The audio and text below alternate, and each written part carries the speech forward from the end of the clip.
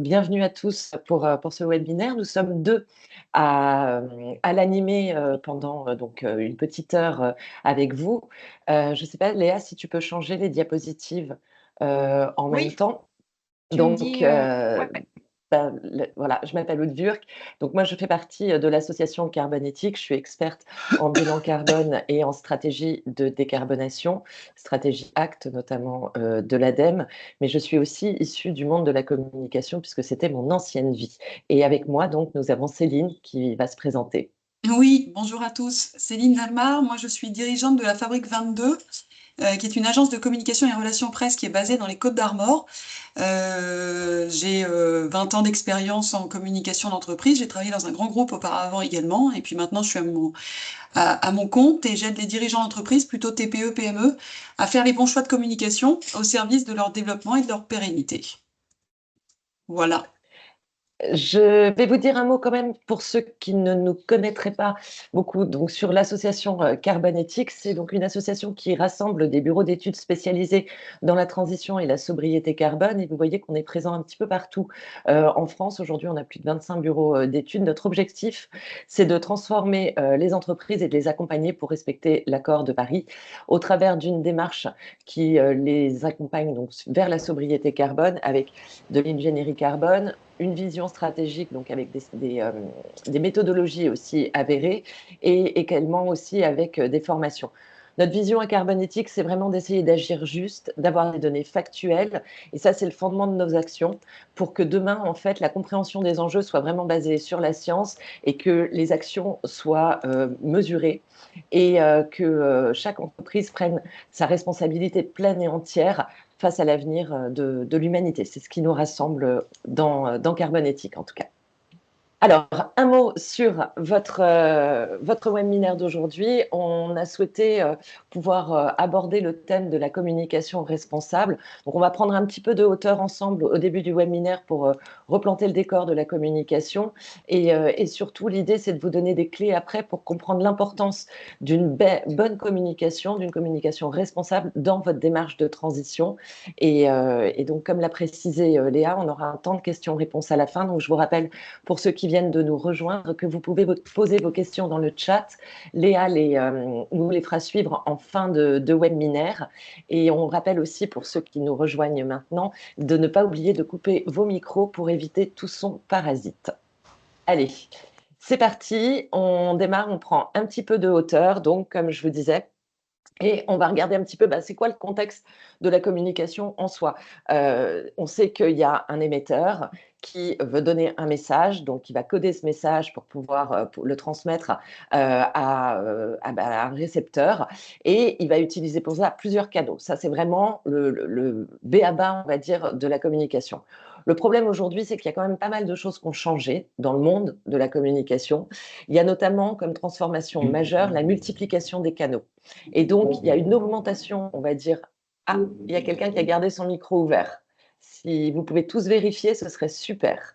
Et donc, dans le monde de la communication aujourd'hui, on se rend compte qu'on a la multiplication des canaux qui vient surtout en fait augmenter le volume, les sources d'information et donc finalement à nous noyer un petit peu dans tout ce contexte. Et donc, globalement, on assiste aussi à une perte de confiance généralisée envers les organisations, les discours, etc. Parce que comme ça vient de tous coins et avec plusieurs canaux, il y a un développement de trop d'input de communication et du coup, les gens s'y perdent un petit peu. Bon, donc, globalement, ce qu'on peut dire, c'est qu'avant, le monde de la communication, un peu à la grosse, on va dire, on va parler plutôt de la publicité, c'était plutôt un monde qui nous poussait à surconsommer. Si tu veux bien changer, Léa, on nous a abreuvés d'images d'images publicitaires qui nous facilitaient la vie, qui nous ont fait croire que posséder plus, c'était toujours mieux, et donc qu'on ne pouvait pas échapper d'une certaine manière à la société de consommation. Juste un chiffre qui nous a été donné par un rapport de Big Corpo qui nous dit que dans la masse des messages publicitaires, ça représente à peu près plus de 15 000 stimuli commerciaux par jour pour chacun auquel on pourrait potentiellement être exposé. Donc, qu'est-ce qu'on nous dit quand on communique Et dans les messages qu'on nous donne, bah, on nous dit que consommer et posséder, c'est super. Sauf que ce qu'on ne voit pas, c'est qu'il y a quand même un gros problème derrière. C'est que la consommation d'aujourd'hui, elle comporte quand même un volet plutôt écocide qui nous pousse à acheter des objets dont on n'a pas toujours forcément besoin et qui, la plupart du temps, vont finir en déchets et nous placent donc en dehors des limites planétaires. Donc on a vu opérer une conscience partagée de la part des individus qui nous montre que les modes de consommation évoluent. La preuve sur la slide suivante qui nous montre les modes de consommation aujourd'hui et les attentes des consommateurs, à qui, par exemple, on a demandé s'il y avait quelles seraient les raisons qui les inciteraient à changer leurs habitudes de consommation. Et on se rend compte que pour 78%, c'est pour le bien-être de la planète et de l'environnement, et qu'ensuite viennent aussi des choix de consommation plus responsables pour pouvoir agir aussi pour leur santé et l'avenir des générations futures. Quand on zoome un tout petit peu, on voit d'ailleurs que dans les modes de communication de consommation, pardon, pas de communication, de consommation du grand public, on voit bien qu'ils font de plus en plus le lien entre leurs procédés et leur mode de consommation et l'impact que ça a, notamment sur la biodiversité. Et on voit, là j'ai pris l'exemple aussi de la consommation de viande ou de la déconsommation de viande, qui est essentiellement liée à des raisons de santé et à des raisons d'environnement. L'autre chiffre important aussi, c'est d'avoir en tête que 82% des Français ont engagé un changement dans leur mode de consommation. Pour 47%, ils consomment moins qu'avant et pour 35%, ils consomment à peu près autant, mais ils choisissent beaucoup plus ce qu'ils achètent par rapport à un critère environnemental. Alors tout ça, ça nous met quand même dans une posture pour toute entreprise qui a un produit ou un service à proposer, dans l'idée de se dire, bah, puisque je sais que les comportements de consommation ont changé et qu'il y a des attentes fortes de la part des consommateurs, je vais essayer de montrer que moi aussi, j'ai des services et j'ai des produits qui répondent au bien-être de chacun, qui ne pose pas de problème pour l'environnement, qui ne pose pas de problème pour la santé, etc., etc. Et donc, on a une tentation qui arrive aujourd'hui de verdir vraiment ces activités. Donc là, on se retrouve avec des consommateurs qui, d'un côté, attendent beaucoup plus de transparence de la part des marques et de l'autre côté, des marques qui veulent avoir beaucoup plus d'impact positif sur l'environnement. Et on tombe dans ce qu'on appelle le greenwashing. Alors, qu'est-ce que c'est? En fait, il y a plusieurs formes de greenwashing, mais la définition commune qu'on va prendre, c'est de dire que c'est une stratégie de communication ou de marketing qui consiste à mettre en avant des arguments avec des références à l'environnement ou écologique pour avoir une image éco-responsable. En gros, je repeins un peu les murs en vert sans réellement changer le produit ou le service que j'offre. Et donc, la réalité ne correspond plus vraiment aux faits. Donc, on va commencer, en fait, vous voyez, par vous montrer tout ce qu'il ne faut pas faire avant de vous montrer comment est-ce qu'on peut bien communiquer de manière responsable demain. Donc, vous verrez qu'il y a plusieurs dénominations qu'on va balayer de greenwashing et qu'on peut très vite se faire avoir parce que les stratégies sont bien rodées. Par exemple, on a comme mode de greenwashing ce qu'on appelle le vrai mensonge. Là, cette pub magnifique nous montre que la voiture, elle fait 0 émission de CO2. Alors, il faut lire dans les petites lignes en dessous pour voir que c'est lié au fait que sur la chaîne de valeur, on s'engage à être plus vertueux, à mieux recycler, etc. Mais le message qu'on garde en tête et qui est un vrai mensonge, c'est que la voiture n'a pas émis de gaz à effet de serre. Un autre exemple qu'on peut avoir, c'est des promesses qui pourraient être disproportionnées. Quand on nous dit, par exemple, bonus écologique x3, on a l'impression qu'on va être 3 fois plus vertueux. En fait, ça n'a rien à voir. C'est par rapport aux modalités de paiement pour pouvoir profiter de la location d'une voiture. Quand Volvic nous dit qu'elle lance sa première bouteille d'origine végétale, on se dit waouh, ils sont super vertueux. Et puis quand on creuse, on se rend compte qu'il y a simplement 20% du contenant qui est d'origine végétale et que le reste, ça reste encore du plastique. On a aussi des campagnes de publicité et de communication qui nous donnent des images suggestives, où on va se retrouver avec un environnement teinté de vert et on va croire du coup que bah, c'est super bon pour la santé ou pour l'environnement, alors que du coca, ça reste quand même de l'eau et du sucre au départ.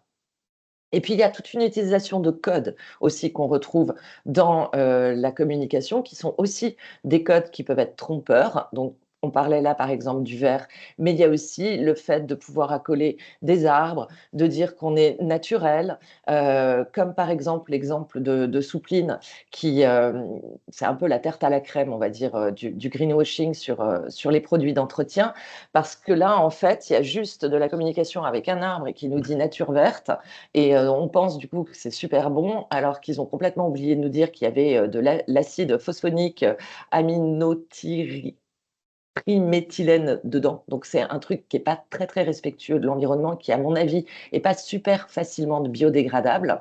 Et pour autant, on a l'impression qu'on fait un acte de consommation vertueux quand on prend Soupline Nature Verte. Et puis, on a aussi des marques qui ont été jusqu'à mettre en place des faux labels. Je ne sais pas si vous avez entendu parler du cas de Intermarché qui avait créé son propre label de pêche responsable, donc avec ce qu'il voulait dedans. Et les consommateurs pouvaient être aussi trompés. Donc là, vous avez aussi voilà, quelques faux labels qui ont été créés pour les marques pour se rendre plus vertueuses. On a certaines communications aussi qui essayent de nous dire bah, que, bon, allez, l'un dans l'autre, tant qu'à faire, autant être un peu bio et vertueux. Donc, comme la publicité pour du tabac bio. Donc là, en fait, on nous promet ben, un cancer peut-être bio et équitable, je ne sais pas, mais donc on masque un peu le problème réel de la santé et on fait passer ça sous un petit emballage vert derrière. On a aussi des communications comme Erta qui, elles, en fait, ben, n'apportent aucune preuve et ils nous disent: «Bon, ben, voilà, c'est 100 naturel et puis débrouillez-vous pour pouvoir qualifier, ce qui est naturel ou pas». Donc ça, c'est des publicités qui ont été retirées, hein, du coup, hein, parce que justement attaquables sur ce sujet, là. Et puis on a aussi, des marques qui, détournent, en fait, notre attention. C'est-à-dire qu'ils commencent à créer, comme H&M, une ligne qui s'appelle Conscious. Donc là, on se dit: «Oui, on est conscient, on va vraiment essayer, d'œuvrer, pour l'environnement». Ils doivent, à mon avis, travailler sur leur chaîne de valeur pour pas faire appel à des enfants ou essayer de pas avoir de pratiques avec leurs fournisseurs qui soient écocides ou malheureuses pour l'environnement. Et en fait, dans leur marque qu'ils ont créée, ben, il y a très très peu de pourcentage de tissus recyclés, à peine 20% dans les tissus et les vêtements qu'ils proposaient. Et puis surtout, ils continuent de nous offrir 3 pour le prix de 2. Donc, ils continuent à nous pousser aussi à la consommation. Et puis, pour finir, on a les publicités qui sont là, mais totalement hors sujet. Donc, le gaz sustainable pour l'aviation. On a aussi EasyJet qui a quand même été très très loin en disant bah, nous compensons nos émissions. Donc, youpi, continuez de prendre l'avion, il n'y a aucun problème. Et puis, le fleuron du fleuron, c'est quand même le plein d'essence qui compense directement vos émissions de CO2. Donc on va en reparler, mais tout ça, ce sont des actes de greenwashing avérés dans lequel il ne faut pas tomber. Alors heureusement, on a quand même un cadre qui se met en place aujourd'hui, et dans le cadre que nous avons, tu peux sauter directement à la diapo du cadre réglementaire. Heu, on se rend compte en fait que l'argument environnemental, c'est pas un argument de vente comme les autres. Il rapproche vraiment l'engagement d'une entreprise et l'implication d'un consommateur en faveur d'un développement durable, et donc il peut reposer sur énormément d'ambiguïté et d'approximation. Dans le cadre réglementaire qu'on a aujourd'hui pour pouvoir communiquer de manière responsable, on va s'appuyer à la fois sur le code de la consommation, donc c'est la loi, et sur aussi des recommandations comme celles qui sont données par l'ARPP. Je vais vous expliquer juste après ce que c'est. Et puis, on voit aussi du côté de la loi que quand on est sur le développement durable, on peut aussi s'appuyer sur le code de l'environnement, sur le code rural, sur voilà, énormément de choses qui viennent définir un cadre réglementaire pour tout ce qui va concerner l'environnement, et des recommandations aussi supplémentaires comme les normes ISO, comme le guide de l'ADEME, etc. Alors, un mot sur l'ARPP, puisque c'est l'autorité de régulation professionnelle de la publicité.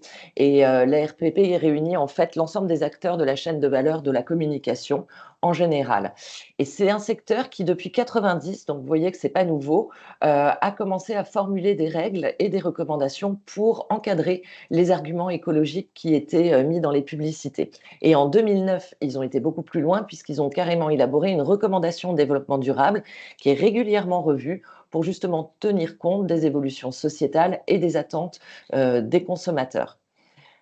On a aussi la norme ISO qui vient définir ce qu'on appelle les allégations environnementales. Alors, il y a un guide pour tous ceux qui voudraient être extrêmement vertueux dans leur communication, qui reprend justement tout ce qu'on a le droit de dire en termes d'allégations environnementales et qui définit le cadre pour pouvoir en parler, les mots qu'on a le droit d'utiliser ou pas. Cette norme, elle nous dit que l'allégation, en fait, définit toutes les mentions, tous les symboles, tous les graphiques qui indiquent un aspect environnemental d'un produit, d'un composant ou d'un emballage. Et pour mémoire, il faut aussi que cette allégation ne doit pas induire d'erreur pour le consommateur en lui laissant penser que le produit n'a aucun impact sur l'environnement. Petite parenthèse pour dire qu'en présence d'un couple emballage-produit, en tout cas pour éviter aussi toutes les ambiguïtés, on considérera que l'allégation, elle porte pour l'ensemble du couple emballage et produit. Et donc ça veut dire que l'entreprise va devoir justifier quand elle communiquera, eh bien, justifier en fait que son produit répond à l'allégation environnementale qu'elle lui aura donnée.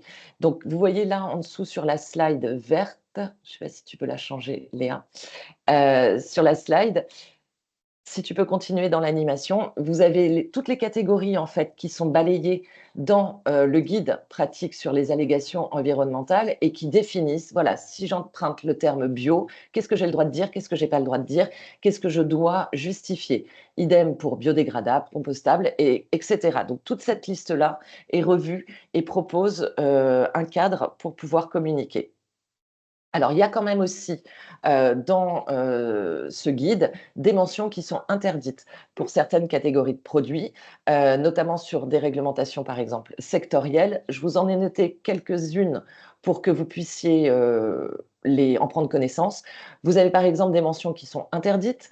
On n'a pas le droit de dire non toxique, non polluant ou écologique tout seul. Et puis, vous avez aussi des mentions qui sont encadrées, comme par exemple quand on parle de reconditionner ou de produits reconditionnés, on peut le faire, mais on ne peut pas le faire n'importe comment. Et le guide définit aussi la manière dont on a le droit d'utiliser ce vocabulaire.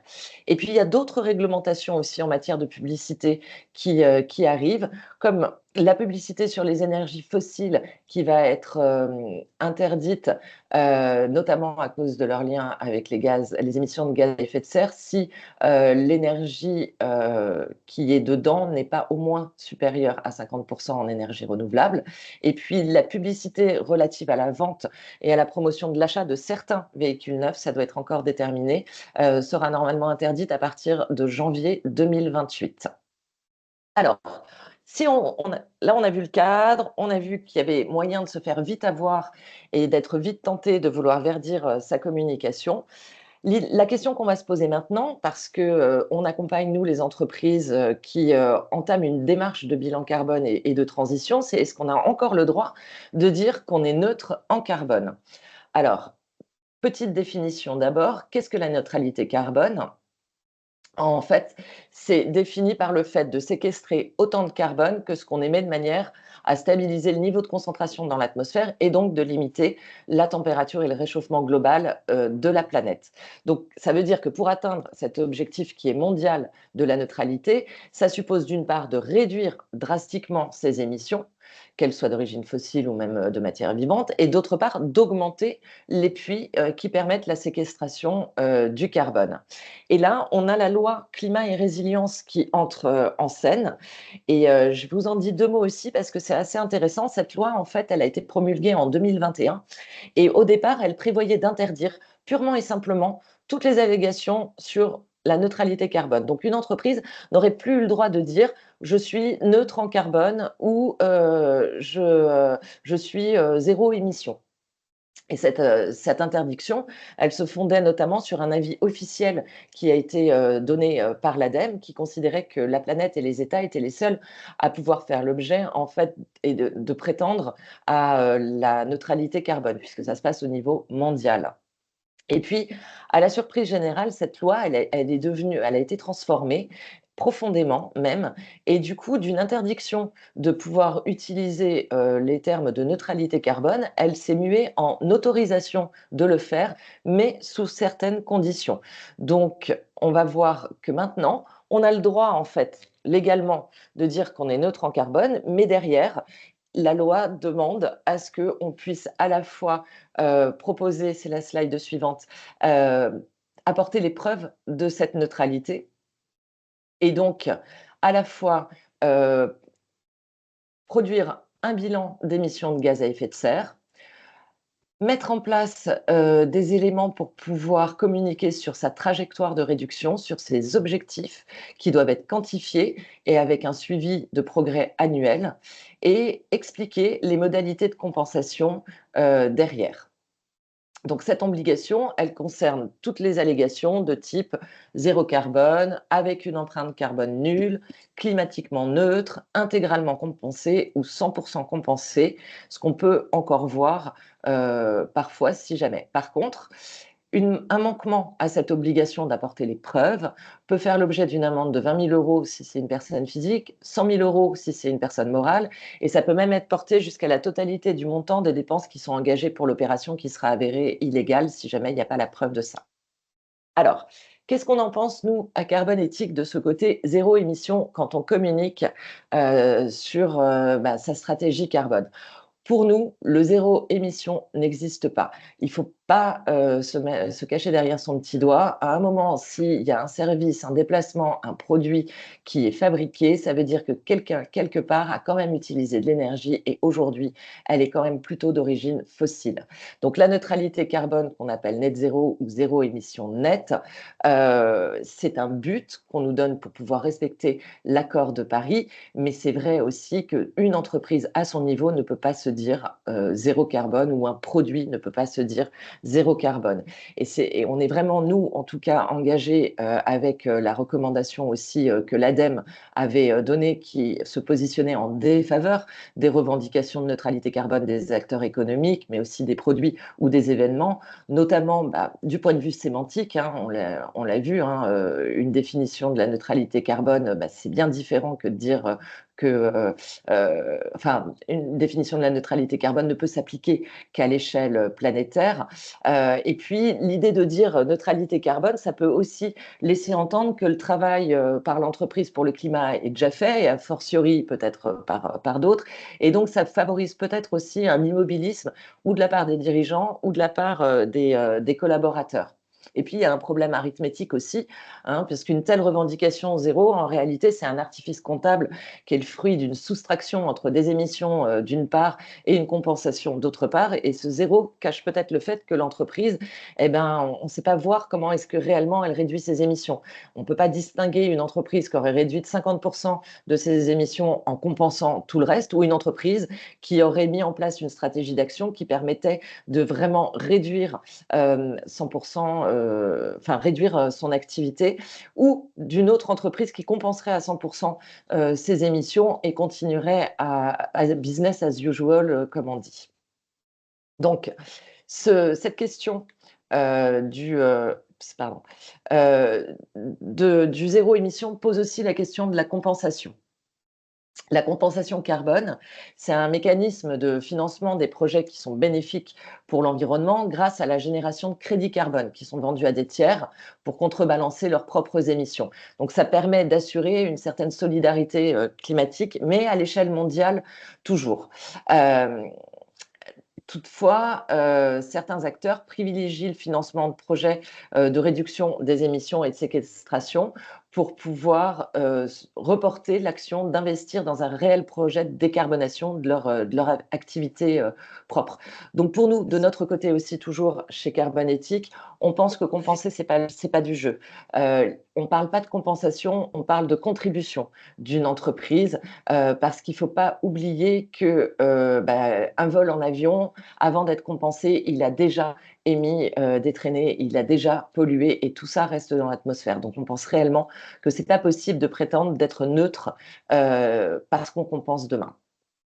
Voilà, ça vous a dressé en fait le portrait du champ dans lequel on va naviguer quand on va communiquer sur sa transition. Et maintenant, je vais laisser Céline vous expliquer comment est-ce qu'on fait bien les choses et qu'est-ce que la communication responsable. Merci Aude. Mon micro est désactivé ou vous m'entendez? On t'entend très bien. C'est bon, vous m'entendez? D'accord, je ne savais pas. Alors, en effet, donc je vais enchaîner sur la communication responsable. Alors, pour commencer, tu peux passer à la slide suivante. Donc, quelle est la définition de la communication responsable? Alors, contrairement à ce qu'on peut penser, une communication responsable, ça ne se limite pas à des outils de communication qui soient éco-conçus. Il faut autant s'interroger sur les contenus que sur la manière de les délivrer. Donc, autant sur les messages que sur les supports de communication eux-mêmes. Donc, ce sont ces deux aspects qu'on va regarder ensuite. Donc, c'est une communication qui intègre également la notion d'urgence. Selon l'ADEME, cette communication, elle repose sur 4 piliers. Donc, des messages évidemment responsables, des supports éco-conçus, un dialogue avec les parties prenantes des entreprises, et puis une efficacité et une éthique des affaires. Et évidemment, cette notion de cohérence qui est essentielle et d'alignement entre le positionnement de l'entreprise et son engagement, ses engagements et ses actions, évidemment. Parce que la dissociation serait terrible en termes de communication. Ou le contraire de l'alignement, en tout cas, serait terrible en communication, en impact.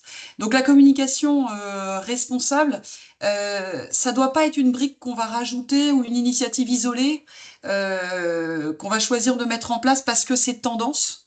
En effet, parce que là, on risque d'arriver sur du greenwashing. On ne décide pas du jour au lendemain d'avoir une communication responsable. C'est une démarche qui va être globale, qui va s'installer dans la durée. Donc work in progress, un cheminement qui va nécessiter d'abord pour l'entreprise de se lancer dans une démarche et de lancer une démarche de transition. Elle va impliquer toutes les parties prenantes, internes comme externes, on en reparlera tout à l'heure. Et comme je vous disais, cette notion de cohérence est très importante entre la vision de l'entreprise et elle doit partir de la direction générale elle-même. C'est-à-dire que c'est pas le sujet de la direction de la communication, par exemple d'un responsable communication dans une entreprise ou de quelqu'un qui est en charge de votre communication. C'est pas seulement son sujet, c'est un sujet de direction générale. Ensuite, pour compléter, on peut passer à la slide suivante. Les principes d'une communication responsable, ils sont 3. La proportionnalité, l'humilité et la pédagogie. Alors, c'est important de redonner de la valeur aux mots qu'on utilise. Donc c'est pour ça que c'est important pour nous de parler des messages. Les messages doivent être proportionnels, en phase avec les actions qui sont menées par les entreprises. Aujourd'hui, on est dans une société où les consommateurs sont surinformés et sont de plus en plus méfiants également. Donc, on a intérêt à être exemplaires. Les messages doivent être sincères et cohérents. Parler, dialoguer, sensibiliser en toute simplicité. Un discours qui va être aligné entre l'ADN de l'entreprise, sans cacher non plus ses faiblesses et ses défauts, parce qu'en effet, voilà, il y a énormément d'axes d'amélioration quand on réalise un bilan carbone et quand on réalise un bilan carbone, on se rend bien compte on va prendre des exemples tout à l'heure d'entreprises qui ont réalisé leur bilan carbone. On se rend bien compte qu'il y a énormément d'actions à mettre en place, donc on n'est pas parfait, mais en tout cas, on s'en rend compte et on met en place des actions pour évoluer. Et puis, les messages doivent être transparents et concrets. Il s'agit, dans cette jungle d'informations existantes aujourd'hui et multipliées et démultipliées par le numérique qui s'est développé énormément, il s'agit de clarifier l'information, évidemment. Donc c'est une communication responsable, cette communication qui va permettre de crédibiliser également votre entreprise. Proportionnalité, humilité et pédagogie. Alors, on va passer, voilà. Alors, communiquer de façon responsable. Pour commencer, on va se poser la question vers qui? Vers qui? Vers l'ensemble des parties prenantes. Donc, il faut bien comprendre cette diversité des parties prenantes. C'est crucial, c'est crucial quand on est un dirigeant d'entreprise déjà de bien connaître toutes ces parties prenantes, mais c'est crucial aussi quand on veut faire de la communication responsable, parce que ça va permettre déjà de gérer efficacement ces relations avec ces différentes parties prenantes, mais également de développer efficacement une communication responsable. Alors, par partie prenante, évidemment, on entend l'interne, avec les collaborateurs, les dirigeants et les actionnaires éventuellement, et puis on entend également les parties prenantes externes, les clients et les consommateurs des produits et ou des services de l'entreprise, les fournisseurs, bien sûr, les fournisseurs et partenaires qui vont varier en fonction de la taille des entreprises, des localisations géographiques de l'entreprise et des secteurs d'activité, les différentes communautés locales, les autorités publiques et les organismes de réglementation, les ONG, bref, beaucoup de parties prenantes à prendre en compte, évidemment, quand on travaille sur sa communication en général. Et pour avoir une communication responsable, il faut bien prendre en compte toutes ces parties prenantes, sans oublier, par exemple, l'interne, qui est essentiel, et on va le voir par la suite. Alors, quand communiquer? Après le vers qui, quand? Le bilan carbone et son plan de transition portent votre démarche responsable, et chaque étape, en fait, de ce plan de transition est une opportunité de communiquer envers ces parties prenantes qu'on vient de voir. Et cette démarche bilan carbone, elle va inclure à la fois le calcul précis des émissions carbone, mais également l'élaboration d'un plan carbone, d'un plan d'action, pardon, et de transition, et sa mise en œuvre. Donc voilà, c'est pas seulement la démarche bilan carbone n'est pas seulement le calcul des émissions. Donc justement, sur le quand, on va passer aux étapes de la transition, de la démarche de transition. Alors, ici, on a voulu représenter sur un schéma. Alors, est-ce qu'on peut activer toutes, voilà, merci. On a voulu ici, sur ce schéma, représenter 3 grandes étapes de la démarche de transition. Le lancement, les premiers chiffres de votre bilan carbone, et puis la phase 3, qui est la phase de transition et de transformation de votre entreprise.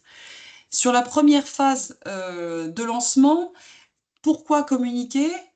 Évidemment, ça paraît évident, mais c'est important de le rappeler, pour sensibiliser l'interne, les salariés, à l'importance de réduire les émissions de CO2.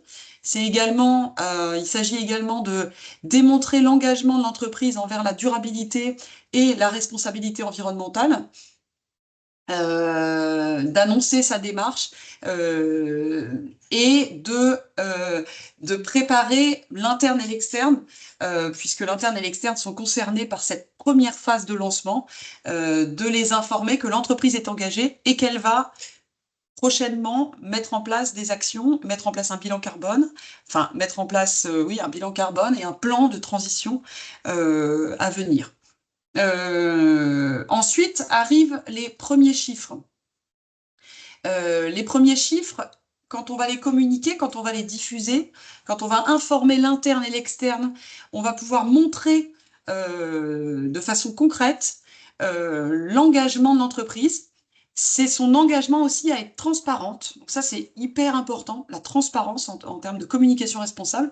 On va montrer l'entreprise va montrer qu'elle est transparente sur ses émissions de carbone et va pouvoir, je vais vous prendre un exemple tout à l'heure, comment dire, communiquer sur ses chiffres, sur ses premiers chiffres. Et puis également, les premiers chiffres vont permettre de servir de point de référence pour pouvoir expliquer quels objectifs l'entreprise s'est fixé et comment ensuite, c'est un point de référence également pour expliquer comment l'entreprise va planifier les actions qu'elle va mettre en place. Et puis enfin, la dernière étape, et non des moindres, la transition et la transformation de l'entreprise. Pourquoi communiquer sur cette dernière étape? Pour expliquer aux parties prenantes comment les actions engagées vont transformer l'entreprise, que tout ce processus a mené à une transformation de l'entreprise, à une évolution, à une transition nécessaire, et montrer également l'exemple. La notion d'exemplarité est importante aussi, on en reparlera tout à l'heure, avec des exemples concrets. Montrer l'exemple pour justement donner envie aux autres d'agir. Alors ça peut être de donner envie aux clients, aux consommateurs d'agir et de changer de comportement d'achat, par exemple.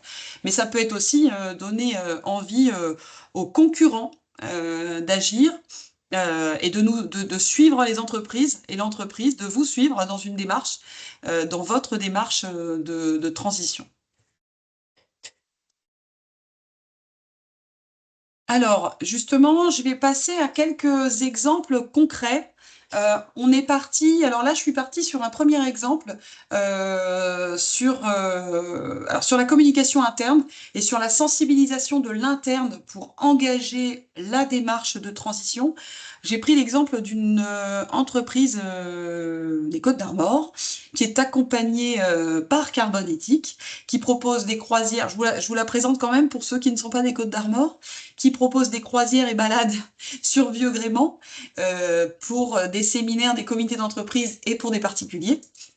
L'entreprise, depuis le lancement, en fait, elle a vraiment associé ses collaborateurs à sa démarche, avec un dirigeant qui est très investi et très engagé dans ce domaine, qui a organisé une première réunion où chaque collaborateur calculait son propre bilan carbone, puis une deuxième réunion où chaque collaborateur réfléchissait aux problématiques environnementales de l'entreprise, de leur entreprise, et aux différentes solutions, et vraiment pour impliquer les collaborateurs aux solutions à mettre en place dans un deuxième temps.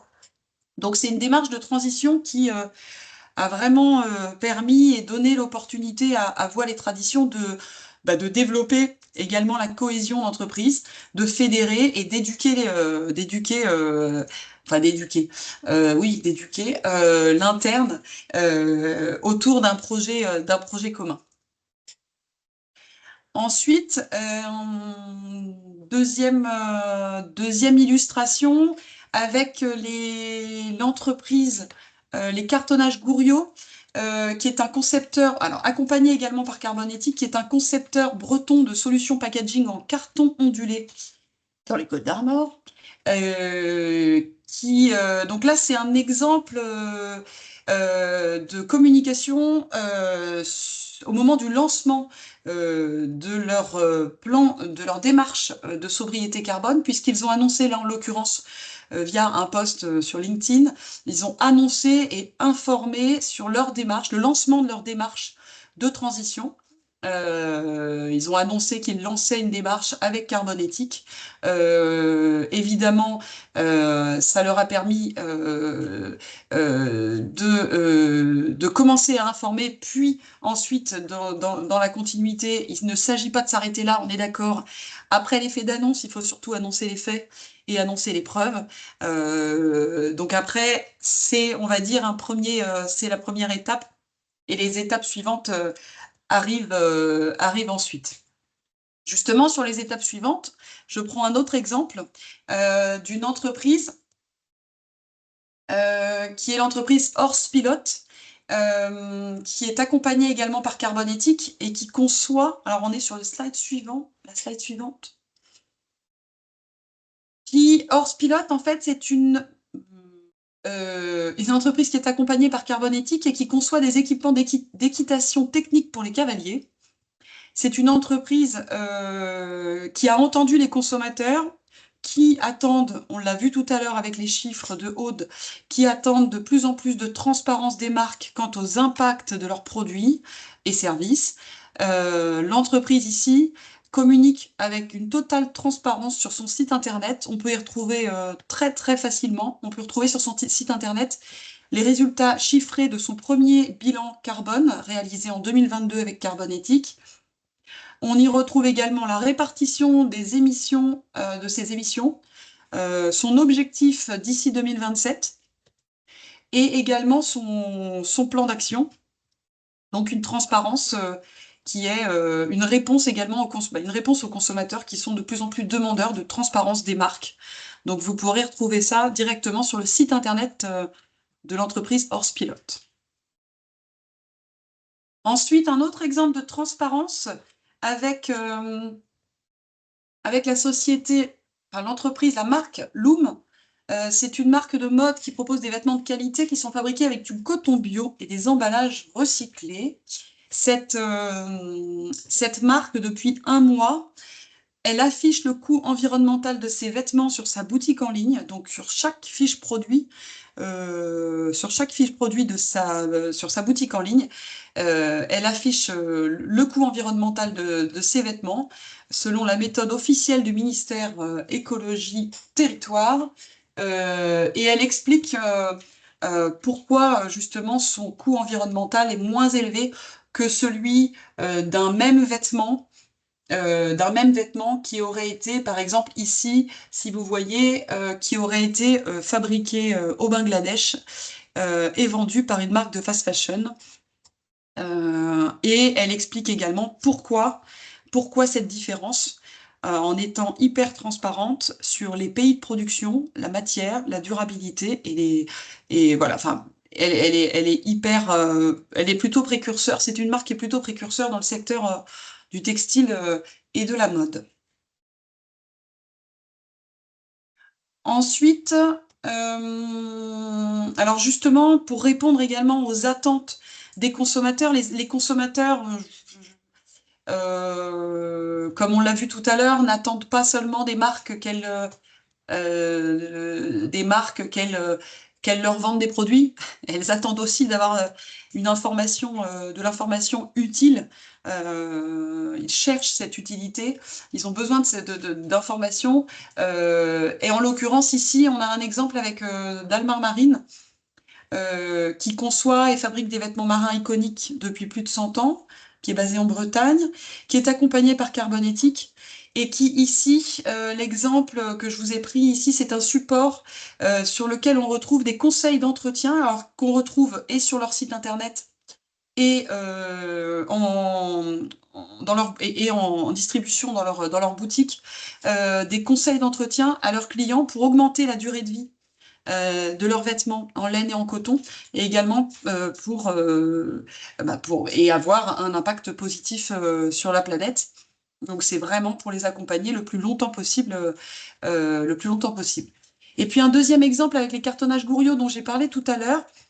Les cartonnages Gouriot qui proposent à leurs clients de créer un cartouche informationnel qu'on retrouve ici sur le visuel, sur le cycle de vie des emballages sur leurs produits, pour guider le comportement des consommateurs. Et on retrouve voilà, c'est aussi beaucoup de transparence, une information très utile qu'on va retrouver sur les solutions marketing, enfin les supports en carton ondulé qu'ils vont pouvoir vendre à leurs clients. Et une information donc utile pour le consommateur final. Alors ensuite, un exemple que vous connaissez bien, qui est une entreprise qui est très connue. Donc Decathlon, on voulait vous parler notamment de Decathlon qui fait connaître depuis quelques années maintenant son nouveau modèle d'affaires, qui a fait évoluer son modèle d'affaires qui le fait connaître et qui influence d'ailleurs également de nombreuses entreprises et marques dans ce secteur. C'est un nouveau modèle d'affaires qui intègre la location, l'occasion et la reprise, et qui justement est une réponse aux nouvelles attentes des consommateurs en matière de durabilité et d'économie circulaire. De par ce nouveau modèle d'affaires, l'entreprise répond aux préoccupations environnementales et également offre des solutions économiques, plus économiques à leurs clients, dans le contexte aussi qu'on connaît aujourd'hui. Euh, alors, j'en parlais tout à l'heure, communiquer responsable, ce n'est évidemment plus, enfin, communiquer n'est pas seulement au service de. Il ne s'agit pas seulement de vendre des produits à tout prix, il s'agit aussi et surtout, sur la slide suivante, de guider les consommateurs aujourd'hui vers un usage plus responsable. Je vous ai pris deux exemples ici. Alors, deux exemples de vidéos, en l'occurrence. Un exemple à gauche avec la marque de vêtements d'Alma Marine qui, dans une vidéo YouTube très pédagogique, va expliquer quelles vont être les étapes pour recycler leurs manteaux, les manteaux que les consommateurs ont au fond de leur placard et qu'ils n'utilisent pas, comment faire pour le recycler et lui donner une seconde vie en s'appuyant sur le programme de recyclage et de transformation de la marque. Et puis le deuxième exemple ici, c'est l'exemple, c'est le seul exemple qui n'est pas un exemple d'entreprise, mais plutôt un exemple de l'ADEME et du ministère de la Transition écologique et de la cohésion des territoires qui ont lancé, et vous avez dû en entendre parler peut-être, qui ont lancé en novembre 2023 une campagne qui a fait débat. Une campagne de mobilisation qui s'appuie sur le personnage du dévendeur. Alors, si vous ne la connaissez pas, je vous encourage à aller voir les différentes campagnes qui ont été réalisées et qui incitent avec humour les consommateurs à se poser les bonnes questions avant d'acheter. Donc, il y a plusieurs versions de cette vidéo dans plusieurs secteurs d'activité. Ensuite, ici, vous connaissez certainement Back Market, qui est une plateforme en ligne spécialisée dans la vente de smartphones reconditionnés. Donc c'est une plateforme qui offre une alternative économique et écologique à l'achat de smartphones neufs, pardon, excusez-moi. On a parlé de neutralité tout à l'heure, donc mais plutôt neufs. Donc il va mettre à disposition des appareils reconditionnés. Et ce qui est très intéressant ici, c'est que c'est une plateforme qui va encourager de nouveaux comportements chez les consommateurs. Preuve à l'appui parce qu'elle précise dans cette publicité, si vous la voyez, que l'achat d'un smartphone reconditionné permet de réduire de 91% l'extraction de matières premières nécessaires à sa production. Donc c'est concret, c'est chiffré. Donc c'est ce qu'on disait tout à l'heure. Très important, c'est vraiment ce que recherchent aujourd'hui les consommateurs, de comprendre leurs achats et donc et surtout ici Back Market qui encourage de nouveaux comportements d'achat.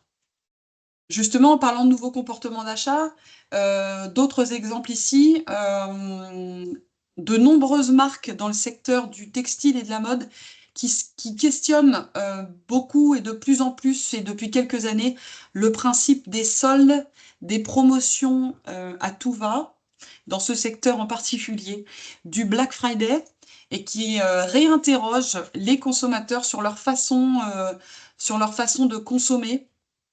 Alors là, ici, j'ai pour exemple la marque Loom dont j'ai parlé tout à l'heure, qui ne fait pas de solde, justement, et qui explique, qui le fait de façon très pédagogique, et surtout qui défend la pratique de prix juste toute l'année.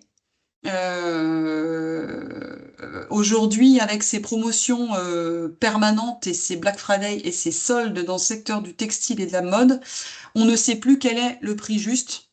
Les consommateurs sont perdus. Donc, il y a de plus en plus de marques et notamment ici aussi à droite, avec un exemple de collectif qui s'est monté et qui réunit aujourd'hui plus de 1000 marques qui propose une alternative au Black Friday. Ce vendredi noir en novembre, ce collectif qui est à l'initiative de Fago propose aux consommateurs plutôt d'avoir d'autres façons comment dire, d'autres façons, pas de consommer, mais pas de consommer, pas forcément, mais d'autres façons de voir les choses pour ouvrir de nouvelles perspectives, encourager par exemple à la réparation, encourager au tri, encourager au recyclage, encourager à la transformation. Voilà sur ce sujet. Et puis enfin, un dernier exemple avec une entreprise des Côtes-d'Armor, Easy, qui est accompagnée par Carbone Éthique, qui valorise les fauches de landes des prairies, des pailles de colza en granulés énergie pour se chauffer avec une énergie verte renouvelable, pardon. C'est un bel exemple justement d'une entreprise qui veut montrer l'exemple, qui montre l'exemple et qui peut permettre de transformer, de faire changer les choses et qui peut donner envie aux autres d'agir. Donc la communication, pour conclure sur tous ces exemples responsables, est un moteur en fait de changement et de transformation. Il faut bien l'avoir en tête. Transformer son marché, c'est aussi transformer ses clients, transformer ses concurrents et transformer également ses parties prenantes et faire agir également ses fournisseurs, ses partenaires, etc.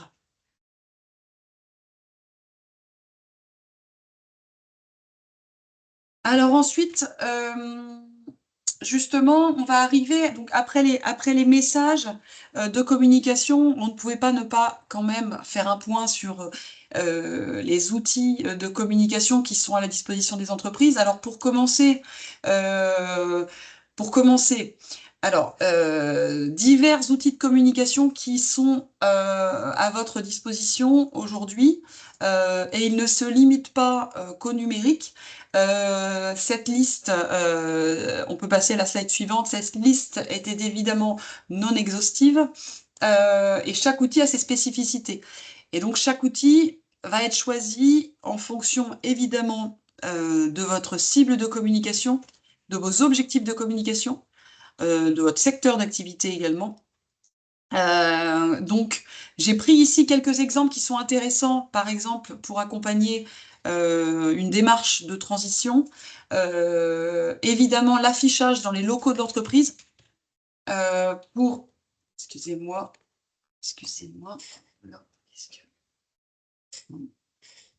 Voilà, excusez-moi. Hop. L'affichage dans les locaux de l'entreprise.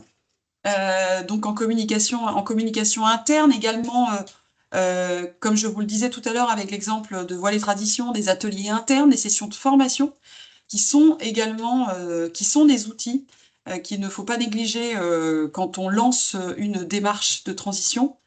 Également des campagnes de communication qu'on peut mener dans la presse, qu'elles soient nationales, spécialisées, locales, économiques.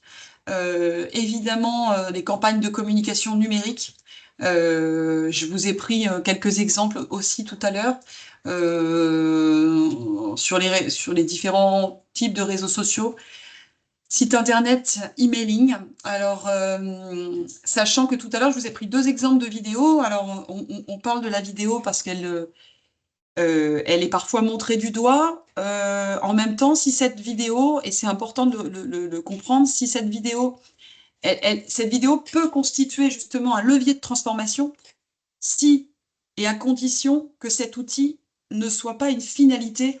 C'est pas une finalité en soi, faire une vidéo pour une vidéo. Non, évidemment, la vidéo, elle est utile et peut être un levier de transformation dans votre communication si elle est euh, un moyen de répondre à un objectif de communication bien précis. Et puis, autre façon également de communiquer de façon responsable, c'est de s'appuyer sur des partenariats avec des influenceurs certifiés AFPP. Alors, pourquoi je parle de ça? Tout à l'heure, Aude a parlé de l'autorité de régulation professionnelle de la publicité en France, qui a mis en place assez récemment un programme de certification pour les influenceurs pour s'assurer de la transparence et de l'éthique dans les collaborations entre les marques et les influenceurs sur les réseaux sociaux. Donc, vous retrouverez sur ce site les influenceurs qui sont certifiés et qui garantissent que les influenceurs respectent les règles de la publicité et les directives de l'AFPP. Voilà.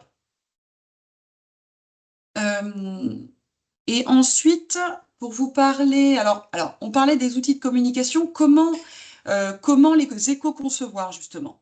Éco-concevoir ces outils de communication. Oui. Excuse-moi Céline, je te coupe juste un petit instant pour laisser un petit moment aux participants s'ils veulent poser des questions. Donc voilà, si jamais tu peux un petit peu accélérer sur la fin, comme ça on laissera un petit temps dans le temps imparti. Merci, je te remercie Céline. Alors, limiter l'impact environnemental et social de ces outils de communication, c'est évidemment se poser la question de la nécessité, comme on peut se la poser, comme j'espère, comme de plus en plus de consommateurs en tout cas se la posent. Donc, en tant que communicant et en tant qu'entreprise, c'est important de se poser la question de la nécessité de créer de nouveaux supports, d'arbitrer entre des outils papier et des outils numériques en fonction de l'usage que vous allez en avoir, de privilégier évidemment les productions locales, de travailler sur le rythme de vos diffusion de contenu sur le web, de rendre tous vos contenus supports événements accessibles à tous, de sélectionner des objets promotionnels qui sont utiles et locaux, éco-conçus, etc., etc. Voilà quelques exemples. J'essaye d'aller vite parce que je vois que j'ai été bavarde. Voilà. Donc, je passe la main à Aude. Oui, juste un mot pour conclure avant de passer au temps de questions-réponses, parce qu'on voudrait aussi avoir l'opportunité de pouvoir dialoguer avec vous pour vous expliquer comment est-ce que nous, à Carbone Éthique, on peut justement vous aider à fournir des éléments objectifs pour pouvoir mettre en place votre communication responsable, parce que vous l'avez vu, Léa, si tu veux bien mettre la slide d'après, vous l'avez vu, l'argument environnemental, il est de plus en plus utilisé et il y a mille et une manières de communiquer. Mais pour nous, ce qui est important, c'est vraiment de ne pas oublier ces 4 objectifs qu'on va dire fondamentaux dans une bonne communication qui est celui d'informer. Il faut que votre communication vous permette d'informer vos parties prenantes sur votre démarche de sobriété, d'informer sur la composition aussi de vos produits, sur les lieux de fabrication et finalement sur le contenu carbone aussi de votre offre. Il faut que votre communication, elle puisse aussi vous aider à influencer le monde. C'est pas un gros mot de dire qu'on veut pas faire partie des influenceurs demain, surtout des influenceurs positifs. Être exemplaire, ça veut pas dire d'être parfait et irréprochable. Ça veut pas dire qu'il va falloir attendre d'avoir complètement réduit ses émissions pour pouvoir enfin communiquer sur sa démarche bas carbone. Au contraire, peut-être que parler avec transparence de ce qu'on met en place, éventuellement des écueils qu'on rencontre, ça peut être aussi une manière de permettre à d'autres de les éviter. Il faut que cette communication, elle vous permette aussi d'embarquer vos parties prenantes. On sait que le sujet de la transition, il y a beaucoup de leviers qui reposent demain sur le facteur humain et donc une communication bien adaptée à l'ensemble de vos parties prenantes avec des messages qui sont clairs sur lesquels on peut vous aider aussi à travailler puisque vous avez vu que c'est très réglementé, savoir ce qu'on a le droit de dire, pas dire et comment est-ce qu'on peut donner la véracité d'un message. On est là aussi pour vous accompagner parce que de toute manière, c'est primordial de pouvoir travailler avec sa chaîne de valeur et d'embarquer aussi ses fournisseurs, ses clients et l'ensemble de ses parties prenantes. Et donc finalement, la communication responsable, elle doit demain aussi être vecteur de nouveaux imaginaires et permettre à l'entreprise d'aller plus loin pour transformer son marché. On sait que les entreprises, elles sont quand même liées à ce que les clients choisissent d'acheter, que ce soit un service ou un produit. Et donc, c'est à chaque entreprise de dresser la bonne feuille de route. Donc, finalement, de commencer à se demander aussi si l'idée, c'est d'afficher qu'on est zéro carbone ou si c'est pas plutôt de commencer à prévoir certains renoncements qui vont s'imposer à nous demain. Voilà, merci beaucoup en tout cas pour votre attention et je vais repasser la main à Léa pour qu'elle puisse driver les questions s'il y en a. Merci beaucoup, Aude. Merci beaucoup, Céline, pour votre présentation très claire.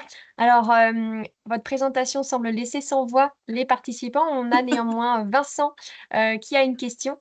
Quelle action prioritaire pour dénoncer les pratiques abusives du type publicité? Voiture zéro émission par kilomètre, vue partout et toujours en ville.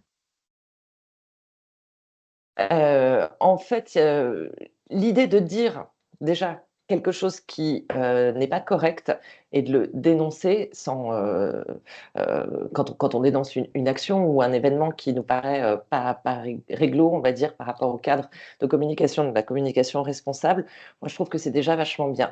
Après il y a l'association Quota Climat qui existe et qui régulièrement, quand, il y a, des allégations mensongères, porte plainte. Donc, ça peut être, un dépôt de plainte, accompagné avec cette association-là qui peut être fait et souvent c'est suivi des faits. Merci Aude. N'hésitez pas Après, si vous... Ouais. pardon, ouais, de la même manière, j'ai envie de rajouter que autant on demande à une entreprise d'être transparente quand elle doit communiquer, sur, sa trajectoire bas carbone, autant quand on dénonce quelque chose, il faut aussi le faire avec, beaucoup, de transparence et aussi avec des chiffres avérés. Dénoncer pour dénoncer, ça sert à rien. Dénoncer en mettant le point exactement, en disant: «Là, vous avez dit ça, mais attention, vous avez oublié telle et telle chose», ça peut se faire aussi de manière, éthique. Merci Aude pour ce complément d'information. Il est pile poil l'heure, donc officiellement la réunion se termine. Après, le temps d'échange continue. S'il y a plus de questions, ce sera avec plaisir qu'on y répondra. J'ai une question. Est-ce qu'au final, l'humilité et la connaissance n'est pas la clé dans la communication carbone?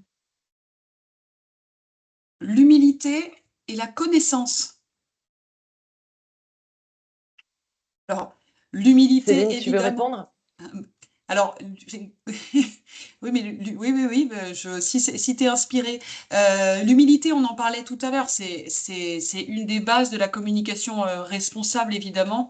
Et je pense que de plus en plus, d'ailleurs, de consommateurs, on apprécie cette humilité, alors que ce soit d'ailleurs des dirigeants d'entreprise et des entreprises elles-mêmes.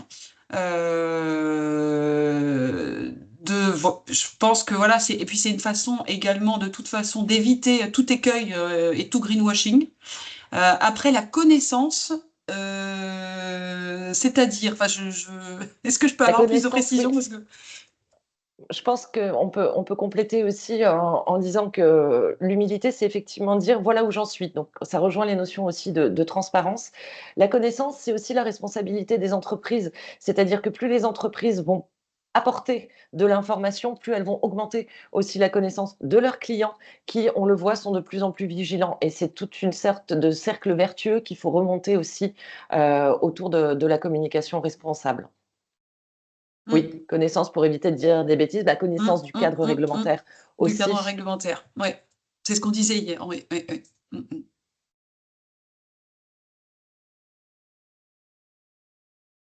Est-ce que d'autres interrogations vous viennent à l'esprit?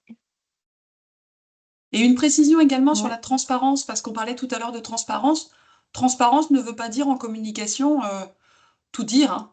Il y a des données qui sont propres à vous. Il y a des données que certains dirigeants, moi je sais que j'ai certains clients qui ne souhaitent pas communiquer sur certains, il y a certaines données qu'ils ne souhaitent pas communiquer. Il n'y a pas de, voilà, il s'agit pas non plus, il n'y a pas d'obligation de tout dire. Euh, ça ça reste quand même une décision d'entreprise et une décision du dirigeant de, de, de, de savoir où s'arrête la transparence. Je voulais quand même le préciser. Oui, alors c'est plus aussi dans l'idée de dire que, on a besoin aussi de prouver, les Hum, choses dans la transparence. Donc c'était plus pour dire aussi, on peut pas se permettre de dire qu'on s'engage dans la hum, transition ou qu'on demain on décide d'être vertueux, si on ne sait pas le prouver et avoir quelques chiffres à l'appui. oui. Mais nous, on est plutôt à essayer d'encourager les évidemment. entreprises, puisqu'il y a aussi Oui. cette notion d'exemplarité qui est Mm. extrêmement importante. Et plus une entreprise va pouvoir montrer qu'elle communique à plusieurs étapes de sa démarche, plus Mm. ça va inciter les autres aussi à le faire. Et plus les entreprises vont montrer qu'elles le font, plus ça va commencer aussi à transformer les choses et le regard aussi des clients et des consommateurs finaux. Et je pense que les entreprises sont de plus en plus conscientes de l'intérêt d'être de plus en plus transparentes. Il y avait des freins, il y avait beaucoup plus de freins auparavant, il y en a encore, j'en entends, de certains dirigeants d'entreprise. Je pense qu'il y en aura de moins en moins. D'ailleurs, plus les entreprises seront transparentes, plus elles seront concrètes, enfin, elles apporteront des preuves concrètes de leur comment dire, de leur démarche de transition, plus elles, c'est ce qu'on disait tout à l'heure, plus elles donneront envie aux autres d'agir et d'être transparentes également. Je vois qu'on a une question aussi de Vincent qui nous dit que Engie est intervenue lors d'une formation chez Centrale Supélec pour nous indiquer qu'elle était certaine d'être neutre en carbone en 2050 avec tout un plan d'action prouvé. Il nous dit qu'il a des doutes sur la faisabilité et qu'on disait qu'il était interdit de parler de neutralité carbone. Alors, il n'est pas interdit de parler de neutralité carbone, bien au contraire, c'est ce qu'on déplorait d'une certaine manière avec la transformation de la loi climat et résilience qui en fait autorise les entreprises à parler de neutralité carbone, mais on expliquait que ça n'est pas vraiment la route puisque la neutralité carbone ne pouvait se penser et que de manière mondiale. En revanche, elle doit avoir certainement un plan pour pouvoir réduire ses émissions et respecter la trajectoire de l'accord de Paris. Et là-dessus, on peut effectivement relire, si jamais elle a un plan d'action, éventuellement, ce qu'elle aura mis. Mais c'est là où la transparence est intéressante aussi, parce que si NG communique aussi sur son plan d'action, ça permet aussi de vérifier si ses engagements sont à la hauteur de ses ambitions. Et pour ça, il y a aussi d'autres méthodes.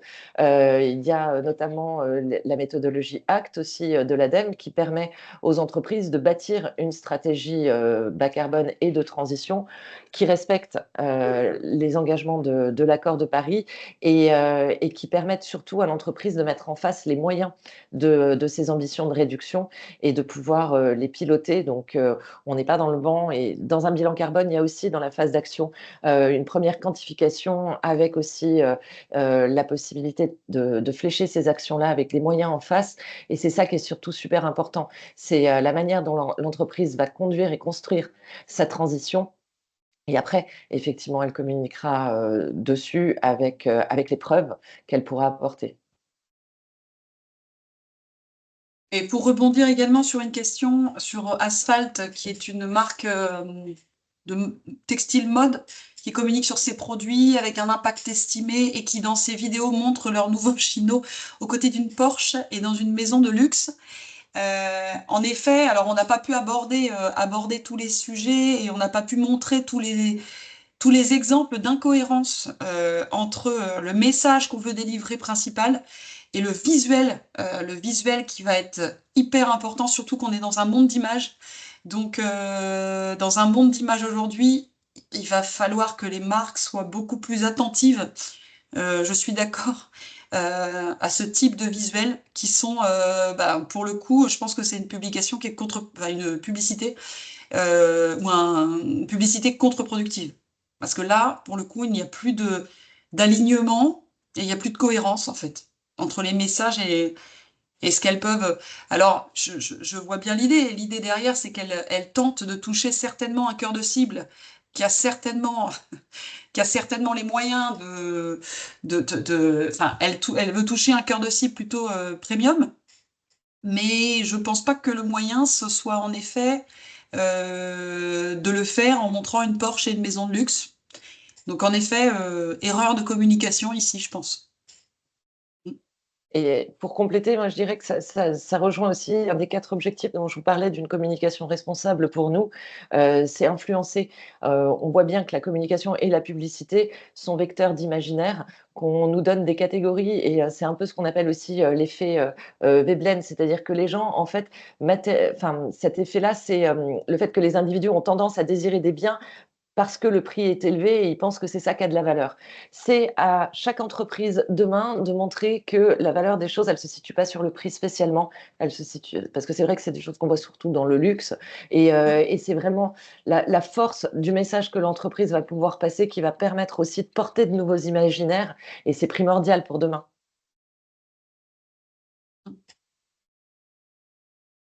Ben, je pense que ça peut faire office de conclusion. C'était un beau message de fin. On va s'arrêter là pour le webinaire. Merci à toutes les deux et merci à vous d'y avoir participé. Comme je vous l'ai dit en tout début, le replay vous sera envoyé d'ici quelques jours. Voilà, donc ben, merci à tous et très bonne journée à vous.